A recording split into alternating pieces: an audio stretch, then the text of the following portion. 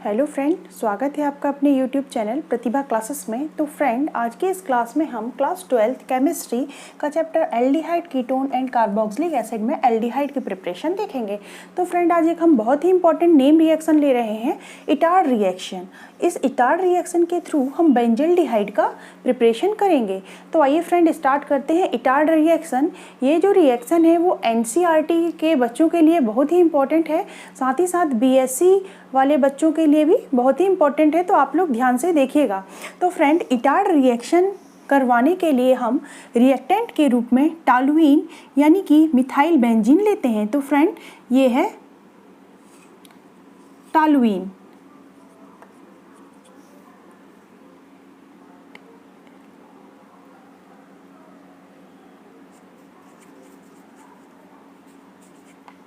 या इसको हम मिथाइल बेंजीन भी बोलते हैं।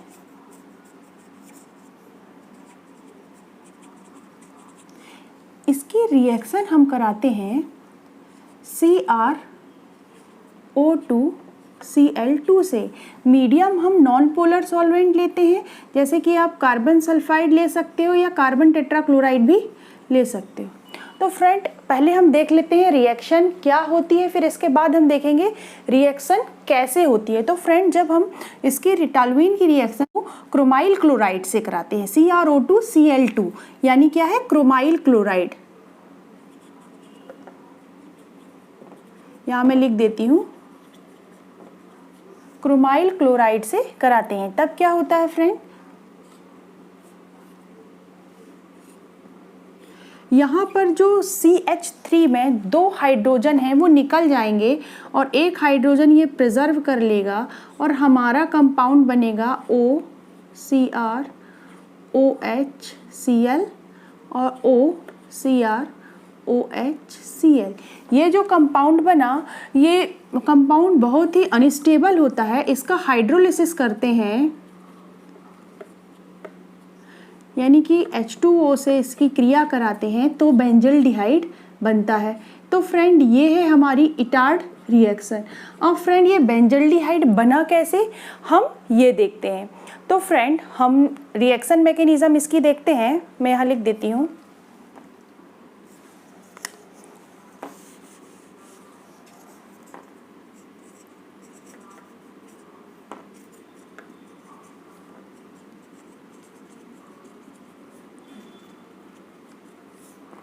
कि हमारा टॉलुइन से बेंजल्डिहाइड कैसे बना। तो फ्रेंड, यहाँ पे मैं लिख रही हूँ टॉलुइन का स्ट्रक्चर। ये है हमारा टॉलुइन, इस कार्बन से एक H ये जुड़ा है और एक H ये जुड़ा हुआ है। अब यहाँ पर देखिए, आपका जो कंपाउंड बना है OCrOHCl यानी CrO2Cl2 की 2 यूनिट्स यहाँ पर पार्ट करेंगी। तो यहाँ पर CrO2Cl2 का स्ट्रक्चर मैं लिख रही हूँ, Cr double bond O Cl और Cl।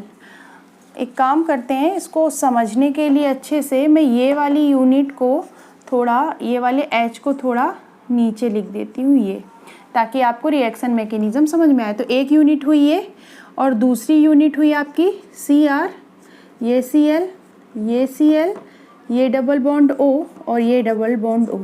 अब फ्रेंड, होगा क्या, ये जो क्रोमाइल क्लोराइड है, इसके ऑक्सीजन के पाई बॉन्ड का होमोलिटिक क्लीवेज होगा, यानी एक पाई बॉन्ड टूटेगा इस तरह से और ऑक्सीजन का इलेक्ट्रॉन ऑक्सीजन के पास चला गया और क्रोमियम का इलेक्ट्रॉन क्रोमियम के पास आ गया। इसी तरह से ऑक्सीजन का इलेक्ट्रॉन ऑक्सीजन के पास चला गया, क्रोमियम के इलेक्ट्रॉन क्रोमियम के पास चला गया। अब फ्रेंड, कार्बन और हाइड्रोजन के बीच भी जो बॉन्ड है, इसका होमोलिटिक क्लीवेज होगा।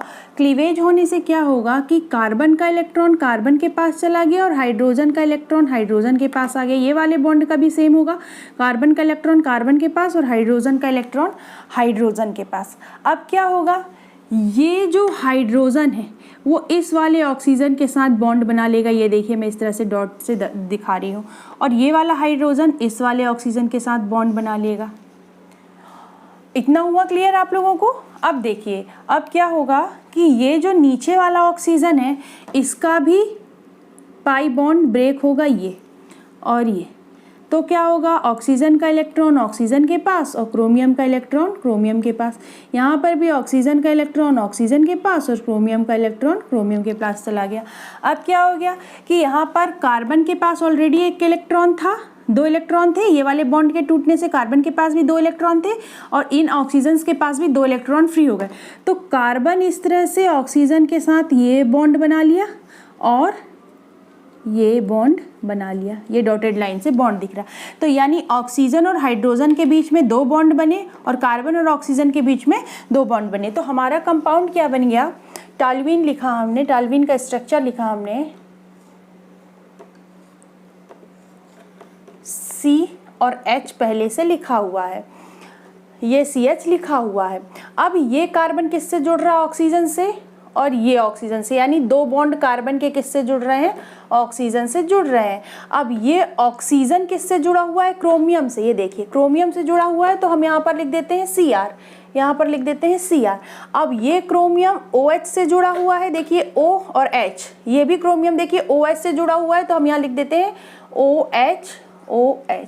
और साथ ही साथ क्रोमियम 2 Cl से भी जुड़े हुए हैं, तो हम यहाँ लिख देंगे Cl2। अब फ्रेंड हम यहाँ पर क्या कराते हैं, इसका हाइड्रोलिसिस कराते हैं, यानी हम किससे क्रिया कराते हैं, H2O से। अब H2O में क्या होता है, H प्लस आयन होता है और OH माइनस आयन होता है, ये आप लोग जानते हैं। अब क्या होगा कि ये वाला जो बॉन्ड है, ऑक्सीजन मोर इलेक्ट्रोनेगेटिव होने के कारण इस इलेक्ट्रॉन्स को अपनी ओर खींच लेगा और ऑक्सीजन के ऊपर कैसा चार्ज आ जाएगा, माइनस चार्ज आ जाएगा। तो ये जो ऑक्सीजन है वो इस वाले हाइड्रोजन से जाके जुड़ जाएगा, यानी क्या बन गया आपका Cr, एक OH पहले से लिखा हुआ है OH और एक OH ये, तो OH होल ट्वाइस Cl2 बन गया। अब देखिए क्या हुआ, कार्बन के ऊपर कैसा चार्ज आ गया, चूंकि इसने इलेक्ट्रॉन दे दिए तो इसके ऊपर पॉजिटिव चार्ज आ गया, ठीक है। अब क्या होगा, इसके पॉजिटिव चार्ज को संतुष्ट करने के लिए यहाँ ऑक्सीजन और क्रोमियम के बीच के जो बॉन्ड के इलेक्ट्रॉन है वो शिफ्ट हो जाएंगे यहाँ पर, ये। अब इस क्रोमियम के ऊपर कैसा चार्ज आ जाएगा, पॉजिटिव चार्ज आ जाएगा। तो ये वाला जो क्रोमियम है उसको पॉजिटिव चार्ज को संतुष्ट करने के लिए ये वाला जो आपका OH है वो इस क्रोमियम से जा कर के जुड़ जाएगा। मतलब क्या बन गया, CrOH पहले से है और एक OH ये CrOH ट्वाइस और Cl2, इसकी 2 यूनिट बन गई। और क्या हुआ, यहाँ पर कार्बन और ऑक्सीजन के बीच में डबल बॉन्ड फॉर्म हुआ, मतलब हमारा प्रोडक्ट क्या बन गया,